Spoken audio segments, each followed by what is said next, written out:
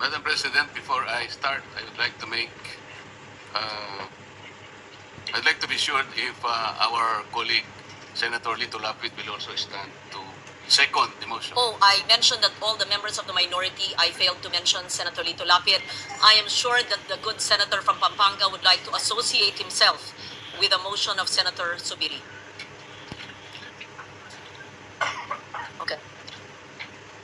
Madam President, I got his word. He is not seconding the motion of my amiable friend, the former Majority Leader, Senator Nick Subiri. Madam President, the motion was premised on Section 93 of the Senate Rules. May I read this again, Madam President? Acts and language which offend a senator or any public institution shall be deemed unparliamentary.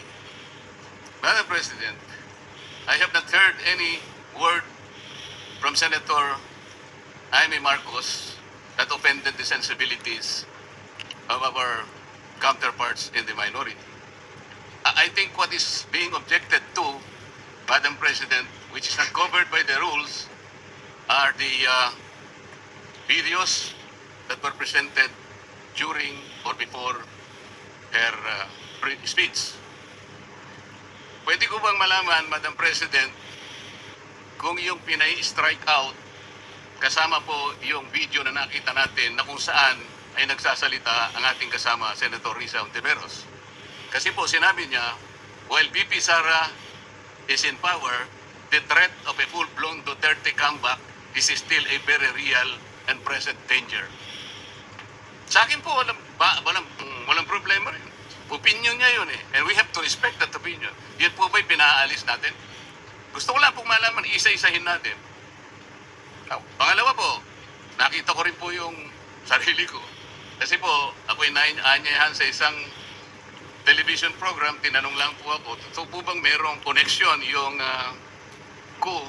Kasi po, tawag ko eh. Hindi naman po ko, karaniwang nangyayari po sa buhay ng Senado yun eh. Palitan talaga yan. Maraming beses na po yan. Ang sabi ko po, kasi kinukonekta daw nila sa impeachment. Sabi ko, hindi po siguro. Sabi ko, dahil sa ngayon 12 kami. Hindi naman kinakailangan naming magko para lamang i-prostrate natin yung impeachment. Palagay ko po, hindi. Yung po bang opinion ko na yun, tatanggalin? Gusto ko lang po malaman. Kasi po, meron pa po nga sinabi, I mean, sinungaling. Meron din po nagsabi ganun eh. Ang ibig ko po sabihin, Madam President, ngayon po nakita natin the vibrancy of democracy in this chamber. Isa-isa po silang nagsalita lahat. Nabigyan ng pagkakataong ipaliwanag ang kanilang panig. Hindi po ba maganda ngayon na nakita ng taong bayan? Nagamit nga lang po yung kanyang presentation. Pero naging daan para mapakinggan ng buong mamamayan. At sila na po ang final arbiter, Madam President. Ako nga po eh. Ako nga po. Kailan lang nag-privilege speech ang isa sa atin dito. Habang nagsasalita siya, pinadaan niya ang isang slide na merong isang papel, na merong takip, at pagkatapos merong nakasulat, care of Congressman Marcoleta, 500. Isang kapirasong papel na tinakpan. Nung hindi pinatos ng media, kinabukasan, nagpa-interview siya, hindi minsan, 2 beses, para lamang ipangalandakan ang importansya ng papel na may takip at merong nakasulat, care of Kong Marcoleta, 500. Nagsalita po siya sa media 2 beses at paiimbestiga raw ako sa ombudsman. Dahil po ba sa media nangyari yun at hindi dito? Diferensya po ba?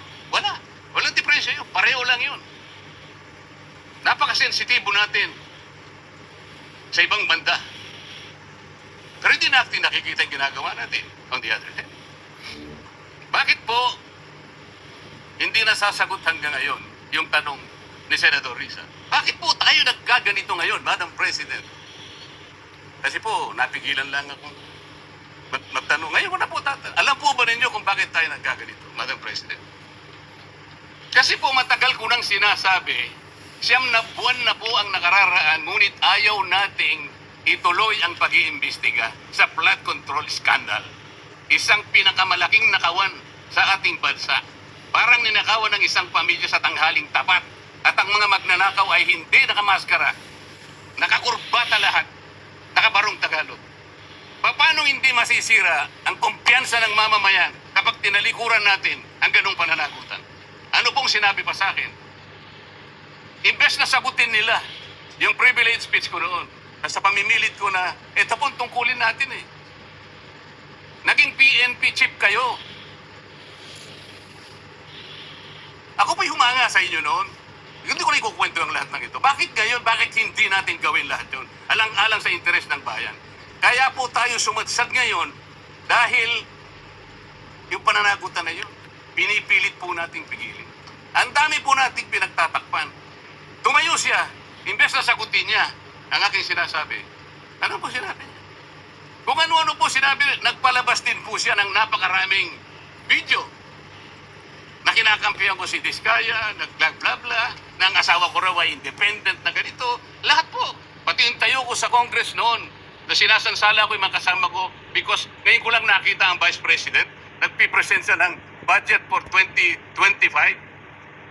Inaaglahi siya sa budget 2022 and 2023. Yung mga ganun po.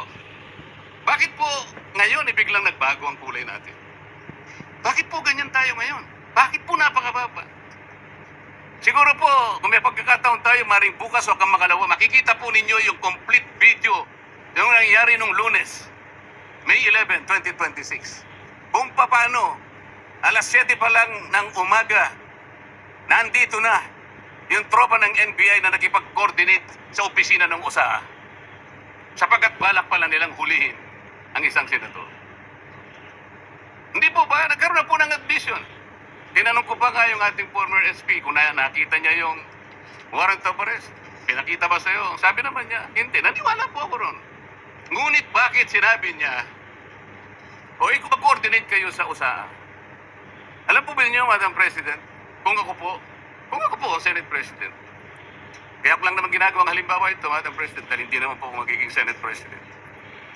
Kung ako lang, hindi ko papayagan yun, Madam President. Bakit po? Respeto na lang sa premises ng institusyon na ito.